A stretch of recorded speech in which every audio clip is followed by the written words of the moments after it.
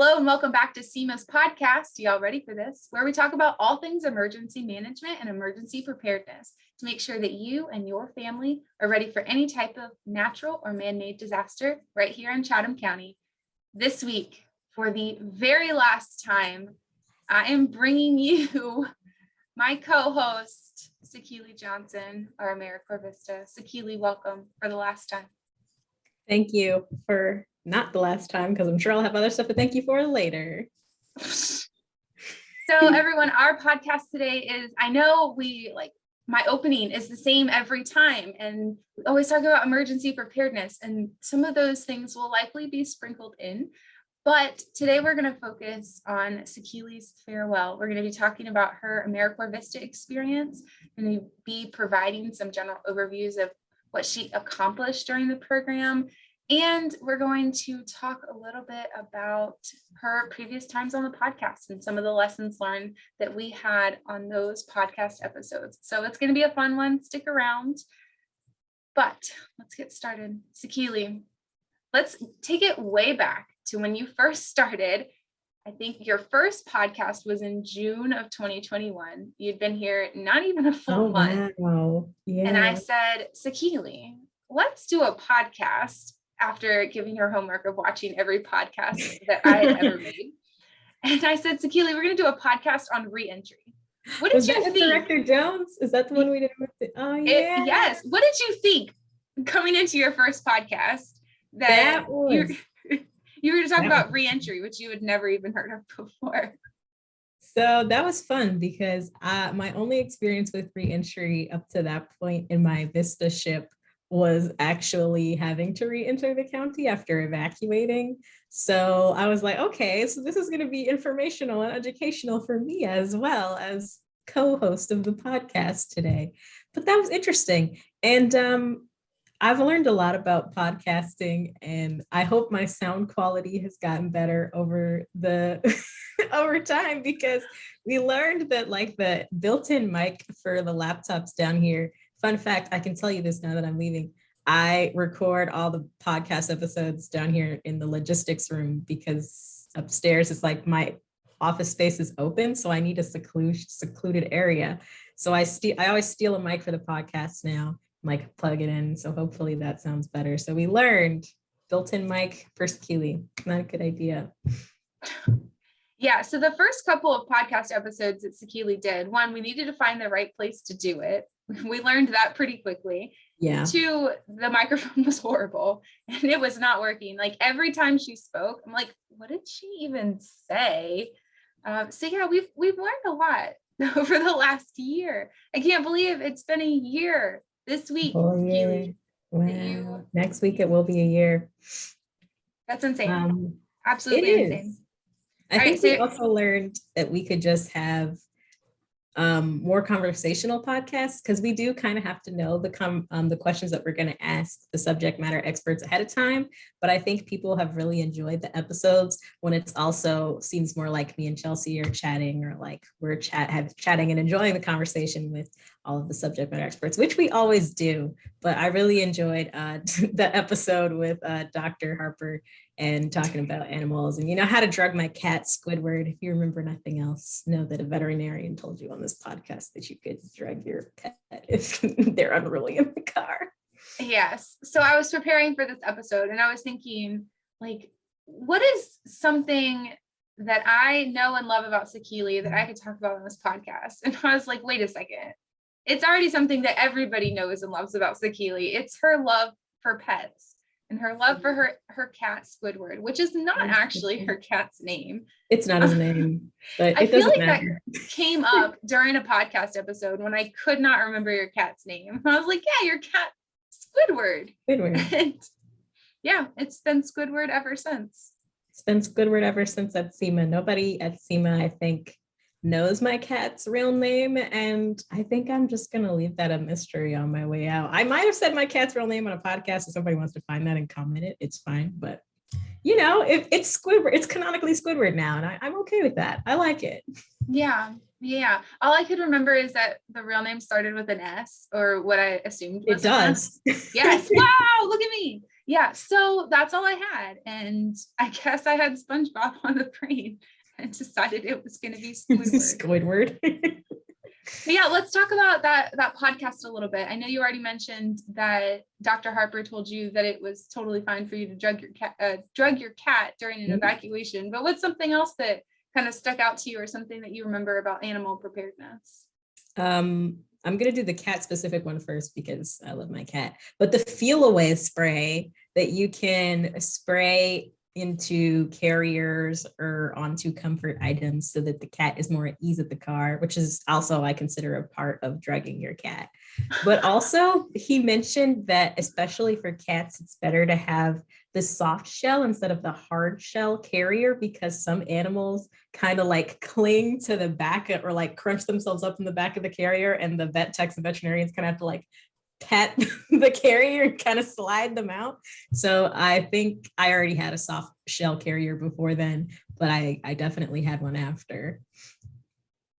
But I think also just the general preparedness element where you try to make as much as you can the evacuation plan common practice, or at least elements of it, like, okay, let's get in the carrier when we don't have to go to the vet, or when we don't have to go in the car to get away from a hurricane, so that later we're not as nervous. Both me and Squidward will be at ease, and you and your pet can be at ease too, because you'll have done it before.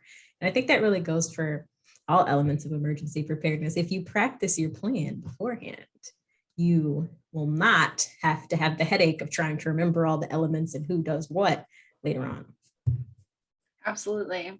So putting all of your supplies in one place, figuring out where you're going to go during an evacuation. These are all things that you can do ahead of time, so that's a lot less stressful. That reminds me, though, that brings me to my next point. One of my favorite podcasts that I think I've done all throughout the last year and a half of podcasting is the one with Maria and Kelsey from the American Red Cross talking about creating your emergency kit. I remember, Sakile, we got off of that podcast and I feel like we looked at each other and we're like, that was amazing. Yes. So clearly you remember that one. Is there something that kind of stuck out to you from that one? I think the funniest thing is that we just finished talking about pet preparedness. And I remember at some point I derailed the whole conversation about emergency kits again into emergency kits for pets. I will find a way to work it into any conversation. That is a special skill that I have. Oh, so that might be a special skill that Sakile walks away from CEMA with, is in any conversation, party or otherwise, I will work in creating an emergency kit for your cat. Or just an emergency kit if you ask the other Vistas, because somehow during every coffee meetup or hangout, it always ends up with me being like, and you guys, you should create an emergency kit. And it's so easy because you could just use whatever's around your house. Fun fact, everybody, I did my, what will probably be my final outreach presentation for some of the folks from AmeriCorps. And one of the questions I asked was, what's in your emergency kit? And if you don't have one, what do you think is in my emergency kit? And, everybody kind of took that chance to kind of poke fun at me and be like, I bet Sakile has a backup radio and backup portable batteries. And I had all of those things. So I was just like, well, and now I'm changing the topic. Oh, Sakile's like, I feel personally victimized right now. I feel attacked. Like, this is a crime. What is happening? But yeah. All right. Well, that really was my favorite episode, I think. Just looking back at it, listening to it, and just how generally excited we were. Like, it was very obvious that all four of us had an emergency kit, and we're literally just bringing information to the table of like, oh, have you thought about putting this in your emergency kit? Or what about this? Or one time my husband tried to put this in there and we were like, no. So, yeah. Well, and I think in that episode too, we talked about my daughter, who is now 2, but at the time was obsessed with CoComelon. If you have not watched CoComelon, you are missing out, or maybe you are just fine. It's fine. CoComelon is like the most ridiculous kids show where they sing songs about everything. You're taking the trash out, you're going to sing a song about it. You're going to the bathroom, you are going to sing a song about it. It's a great show. Keeps kids occupied for an ungodly amount of time. Anyway, my daughter is obsessed with the main character, JJ, whose name I think is quite literally Johnny Johnny. I have no idea. There's like a whole song about it. Johnny Johnny. But anyway, so JJ, the main character, we had to have an extra JJ to go inside of our emergency kit because if something happened to her JJ during an incident, oh my gosh, I would not be able to live with her. So that's my takeaway for your emergency kit. If you've got kids, if you've got animals and they have a comfort item, you better have an extra one of those comfort items in that emergency kit. Just my piece of advice.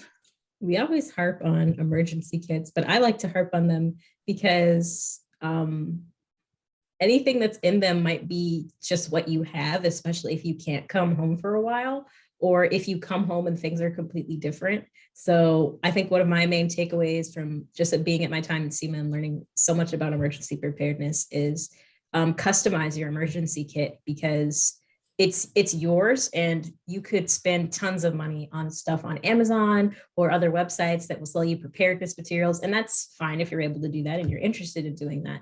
But none of those things will probably have precisely what you need to keep yourself and your loved ones comfortable. So if there's things that you know you would need, especially in a shelter setting, which is going to be like a gymnasium setting, remember, it's not going to be like the Ritz Hotel.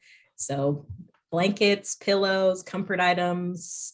So if you're my cat, he does have a blanket that's like his baby blanket. That's his preferred blanket. If you're Sakile, it's very important that your wireless earbuds are charged at all times, because without music, I am very uncomfortable. And you know what your thing is ahead of time. And also comfort snacks. Put those in there. Because what if they're not available or you can't go to the store and you're angry and you need a snack? These are things to think about. They're very important. The audacity. Yes. If I do not have goldfish or Cheez-Its, life will come to a halt. Trust me, my daughter has inherited that from me. Those are my comfort snacks and I need to have them. I'm also lactose intolerant, but somehow it works. Somehow it works. Goldfish and Cheez-Its, number one. All right. So this actually brings me to a really good point. And as we were talking about snacks, as we were talking about food, it reminded me of that podcast episode, Sakile, where I'm not actually even sure it was a podcast episode, but we created all of those emergency like recipes. It was part of National Preparedness Month. Do you remember that? Yeah. Maybe it was just a Facebook Live. Now that I say it out loud. It was a Facebook Live. We had a recipe contest. Yes, that's what it was. Mm-hmm. Our recipe that was contest. Really interesting. Yeah, that was really awesome. And we tried to find all of the ingredients, but we couldn't find all of them initially. And then we found some really awesome taco sauce that made those nachos like phenomenal. We actually doubled the recipe and ate them off air as well. I felt like I was absolutely Hoda copy on the Today Show. And I was like, and now we're going to make this recipe. It was pretty cool. It was pretty cool. And Director Jones came down and tasted that winning recipe, which was the disaster nachos. So shout out to, I think, was it Nathan who won that contest? It was Nathan. Shout out to Nathan. Good job, Nathan. If you're watching, or if other people tag you in the post, maybe they will, maybe they won't. I don't know. But that was really awesome. And also shout out to Larisha, our admin assistant, because she went out and found us that delicious taco sauce and we couldn't find the taco sauce we needed. And it really made those disaster nachos pop. They were delicious. They were really phenomenal. And I have made them since. And I don't think that I've told you that, but I actually pulled out the recipe from that not too long ago and made nachos again because I was craving nachos, and that's just who I am in life. That is that is a compliment of the highest order.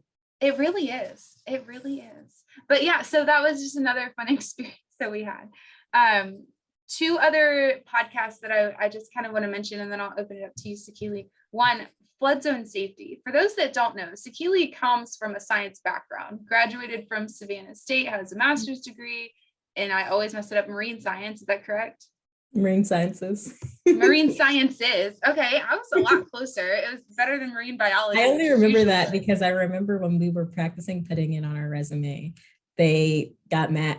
I got fussed at a little bit because I didn't look at what the official title was, because it was I put Masters of Marine Science on my resume, but it's actually, I think on the website, Master of Marine Sciences. So I was like, oh, I better always remember to add that S after that, so nobody is like, you don't even know what your degree is. I hope nobody goes to the website and then like they took the S off now, and now I sound wrong. But at the time, it was Marine Sciences, and I will hold to that. All right. So Marine Sciences is Sakile's master's degree, but she came to us with a science background. And that was one of the reasons we were excited to onboard her. It's because one of her goals was to teach environmental challenges and to talk to people about things that are happening within, that are out of our control, kind of, and that are affecting us, and that's the climate, and how that, results in natural disasters and hurricanes and storm surge. So she was excited to share that information with us. So one of the podcasts that we got to do was with Michael Blakely and Tom McDonald, talking about the new flood zones within Chatham County. Actually, they're across the country. There's new flood zones that were put out by FEMA. And that was a really fun one that was extremely educational to see like how these flood zones come together and kind of what those impacts have beyond just, how much insurance you might have to pay. You remember that one, Sakile? I do. So fun fact, FEMA does have a flood risk map. And on our presentations, we also have the storm surge maps. So those are really valuable tools for when you're trying to figure out your risk, or if you just want to emphasize the importance of evacuating to people who might be reluctant to evacuate. I always say in my presentations that if I knew the science or the magic to just prevent a hurricane from coming, I would, but I don't. So just leave. There you go. All right. The last podcast that is probably another one of my favorites. And it's because it came with Sakile's like catchphrase for the entire month of October and November. And that was the Disaster Faith Network one. We were getting ready for our emergency preparedness summit for houses of worships and faith-based organizations. And we were talking about all the really cool things that were happening. And Sakile, like every minute was like, I'm excited about that. I said that a lot. It's so embarrassing. I said, and I'm excited about that. And it became the theme of that entire podcast. Like, Sakile, are you excited about this one? You're like, yeah, I'm excited about that. It was beautiful. That wasn't planned. That just was something that happened to me. That was just general, like genuine excitement from Sakile about that workshop. We never actually circled back though, Sakile. Did you have a good time with that workshop? Were you in fact just as excited at the event as you were preparing for it? I did. And part of the reason why I kept saying, I'm excited about that during that podcast episode was because one of the large projects of my VISTA year was to help with building out the Disaster Faith Network and connecting with houses of worship and faith-based organizations. And the Faith-Based Summit, that was the subject of that episode, was really the culmination, part of the culmination of all of that, where we actually got to see people in person and provide resources and information and education. So I was like, this is it. I'm excited about that. It's happening. And also there was free food there. So if you are a part of a faith-based organization or house of worship and you didn't come next time, because we will feed you and the food will be good. The food was really good. We also had an incredibly awesome company. We were able to bring down Marcus Coleman, who's the director for faith-based and neighborhood partnerships as part of the Department of Homeland Security. How I was able to remember all of that spur of the moment, I'm so proud. Director Coleman, I feel like you would be really proud. But that was awesome to be able to see him come present, come out of DC. He actually did a whole tour the whole week, or I guess a couple of days leading up to our faith-based summit, and toured different houses of worship and talked with local nonprofits, faith-based organizations. It was a lot of fun. Sakile, do you have any kind of takeaways from that? I'm just so grateful that Director Coleman came. It was one of the first public events that he did. He was so excited to interact with all the houses of worship and provide information and make connections. When he was here, I feel like every time he was talking to somebody, he either knew them or he knew somebody that they also knew very well. So he just knew everybody and was really engaged in making sure that people knew about the workshops that were happening on the federal level and also about the nonprofit security grant program. Okay. I was like, I'm going to say this wrong, so I was going to stop. No, that was perfect. And there are actually opportunity. I think 3 or 4 houses of worship right here in Chatham County that applied for the nonprofit security grant program and received it in 2020 and in 2021. So they were able to receive several $1,000s that are going towards improvements that are security enhancements. So they're adding, I think they're called ballards in front of doors so that it would prevent a car from kind of like ramming through and trying to injure people that are inside. A lot of really cool just security features that are added to these houses of worship. And that's amazing that the federal government has a grant that allows those houses of worship to kind of tap into it. So it's a big part of what Marcus was here talking about. Very cool. All right, Sakile, do you have any other podcasts you want to mention, or are you ready to kind of transition to maybe a little bit larger and talking about your time here at CEMA as a whole? I do want to highlight, I learned a lot from Chelsea, and I also had the opportunity to learn a lot from Lee. Every time she came on the podcast, she's like our third unofficial co-host. She taught me a ton, so I just wanted to do a quick shout out. She came talk about fire hydrants and driving safely, and I'm really gonna miss her when I leave. I know. Well, and just last week, Sakile got to take, Sakile is talking about Lee Harold with Occupational Safety, Risk Management, and Disability Services, which is the longest county department name in the entire world. I let their director know about it all the time. But Lee is phenomenal, and she is quite literally who I want to be when I grow up. And she has been teaching and doing podcasts, and she's actually sits on the National Safety Council Advisory Committee and creates driver safety classes, and she's amazing, absolutely amazing. You actually, Sakile, got to sit through her first aid and CPR class last week. Did you want to talk a little bit about that experience as well? She's an incredible instructor. So one of the last things that I did, feels weird speaking past tense about my time here when I'm still here, but one of the last things that I did during my visitorship was to help put on a CERT training, which is a community emergency response training that helps train community members on what to do and how to respond in the event of a disaster. And like, they're the people on the ground who can go help. And we had the opportunity to provide CPR and first aid training, and Lee is a really talented instructor. We had the CPR dummies, we had the whole thing. She was walking us through how to treat different injuries, and I was just amazed and engaged the whole time. And that's a long time to be sitting down. So I kind of low-key hope she's going to hear me, because I think the logistics room is kind of positioned close to their office. It is. It's right beneath them. But yeah, Lee is incredible. There's a reason that I pull her into every single CERT class, every podcast episode that I can. She does a phenomenal job, and I'm definitely going to send this to her so that she can watch it. But all right, Sakile, let's talk kind of big picture and some big takeaway items. You have been at CEMA for a year. You've completed, as of this week that the episode is going to air, you have completed your service term. What are some takeaways that you've had? What are some things that you've learned, or things that maybe you learned in general, or things that you learned about yourself? So some general things. I'll start with emergency preparedness, because hello, it's CEMA.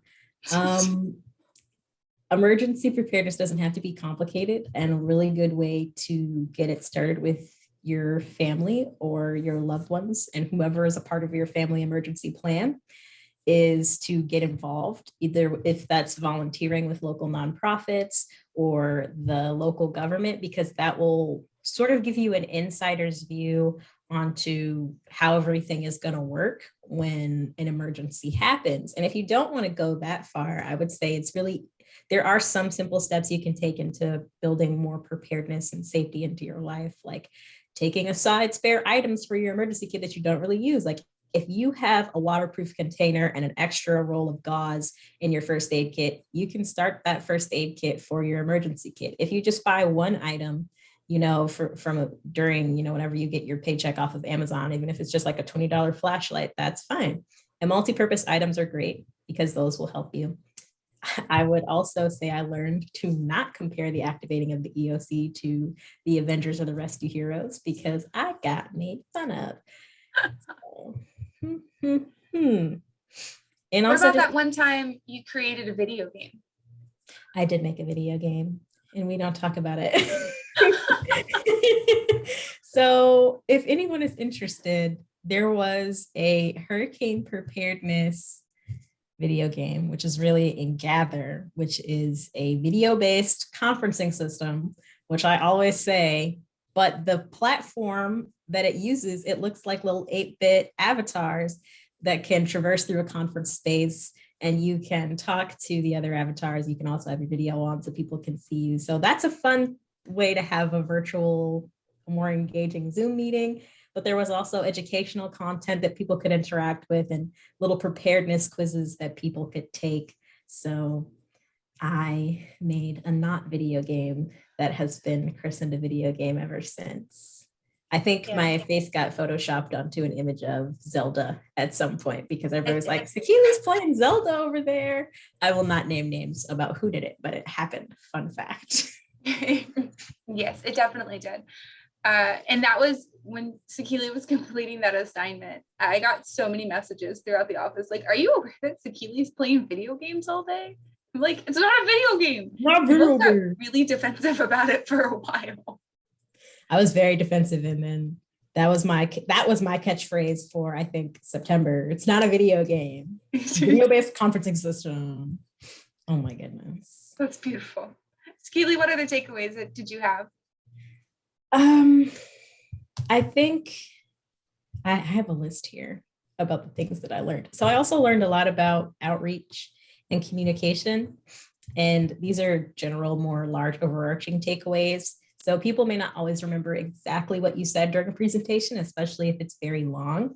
So make sure to focus on your key points, and also remember that they won't always remember exactly what you said, but they will remember how they felt either during that volunteer opportunity or during that presentation. And that will also affect how effective you are and how well they receive that information. So remember those two things. And that goes into the next part. Planning events is really stressful, but it's still important to enjoy that event when the time comes so that you can appreciate all the hard work that you put into it, and so that everybody who is there feels appreciated. Make sure that they have fun and that you have a little bit of fun if possible, or that you at least enjoy that event for what it was or what it is, so that all your hard work is not lost. You want to be present in the moment when the moment comes after the planning is done. That's a really good point. That's an excellent point. All right, so Sakile, before we get to our final two questions, you did something very exciting during your time here at CEMA, and it was very recently. You had many firsts. You got to go to your very first conference. Oh, I did. I got to go to Texas for the first time, and you got to fly on an airplane for the first time. You want to talk a little bit about those?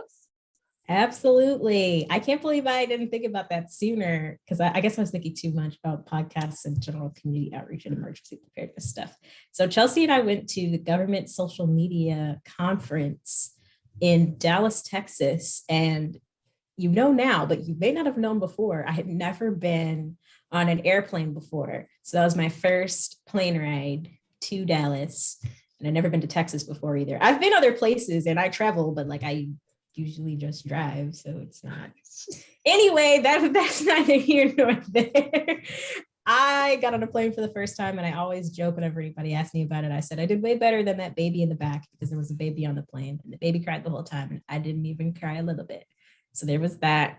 And then we were able to go and meet representatives from major social media platforms that gave us the best practices about how to use their apps. And we were able to establish contacts, and I was able to network and be in another place for a while and be maybe conference famous. We don't know.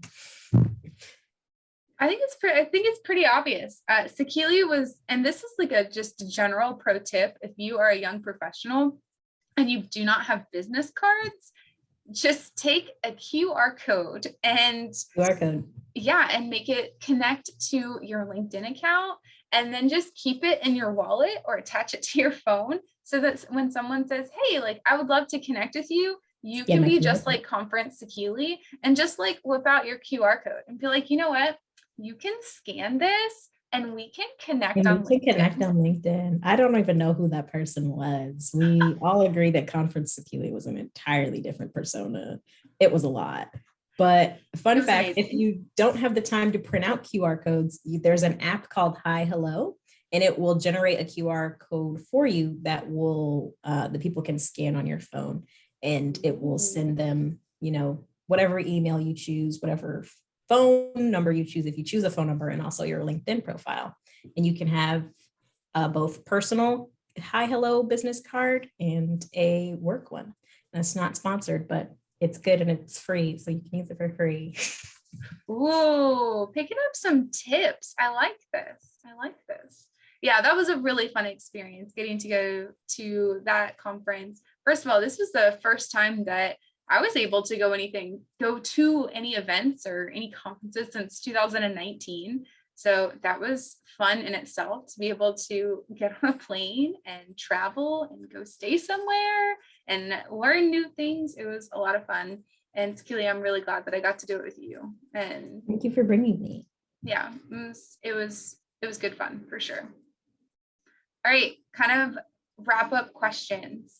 You've been here your year, you've hit your service term. If you were restarting all over again, is there anything that you would do differently or anything that you would change about your service time?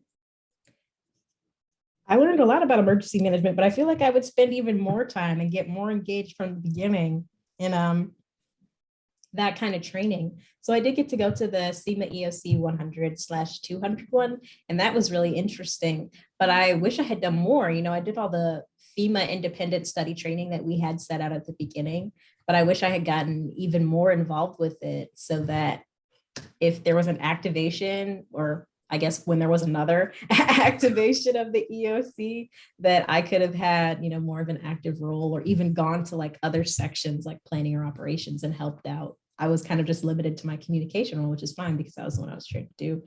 But I almost wish I had been able to kind of traverse the wilds of emergency management. Traverse the wilds. That beautiful, absolutely beautiful. All right, and then let's end it on kind of an exciting note. If someone listening to our podcast today wanted to get into emergency management or wanted to kind of start their career like you're in the process of doing right now, what piece of advice would you have for them? I would say emergency management or otherwise, don't worry about being annoying. Being quiet is probably not going to get you where you want to go. There's a lot of people, all of them looking for jobs, all of them looking to start their career, or at least many of them doing that. So you might have to be the one person that sends a bunch of emails or stalks somebody on LinkedIn or redoes that application. And, of course, be selective with your energy, but just understand that you're not in the wrong if you're like, oh, but I don't want to be annoying. No, go ahead and be annoying. Send that email, ask those questions, because the worst thing somebody can say to you is no, and you're never going to know the answer to your question if you never ask it. And then the worst thing would be having to know the answer to that question, everybody thinking you know the answer, and then not knowing it later. So ask the questions, send the email, stalk that person on LinkedIn, ask for that person to be your mentor, expand that network. Just go for it. All the things that you think, oh, it's too much. I don't want to be that person. I don't want to be pestering, but I don't want to be annoying. Just do it. Do it. What's the worst thing that could happen to you? They think you're annoying, so what? You didn't know them before and you don't know them now. Wow. Sakile, that is incredible. And it's actually extremely relevant to me. And And that's one thing that I would like to leave on. You have taught me more than I ever thought possible. You continue to challenge me. You are such a beautiful soul and such an incredible person. Mhm. And it has been an honor to work with you over the last year. And I'm still in denial that you're leaving, and I will be in denial until your very last day. And we have cake, and I'm told that you're not coming back the next day. But it has been a true honor. And I'm going to stop talking now before I just start crying. And there's a good reason that you are downstairs and I'm upstairs right now, because if we were too close, I would just start crying. But thank you very much for your service. Thank you very much for all of your time. And I will continue to thank you throughout the next week. I promise. I promise at some point I'll stop. But thank you. I appreciate you. And I wish you the best in whatever the future holds for you. 100%. Thank you. I feel like we should just end the podcast now, so before either of us start crying. Right? No, exactly. All right, listeners, sorry you had to get, like, we got a little mushy there at the end, but I hope that you learned something from this episode. Sakile is a wealth of knowledge, and I'm sure that if you guys have questions for her, I promise you I will have a way to stay in touch with her moving forward. Please don't hesitate to. Yeah, I'm not gonna cry, I promise. I might. I actually can't promise that. I will cry at some point. Thank you guys so much for listening. We appreciate you. And we will see you next time on our podcast. Y'all ready for this? Bye, guys. Bye.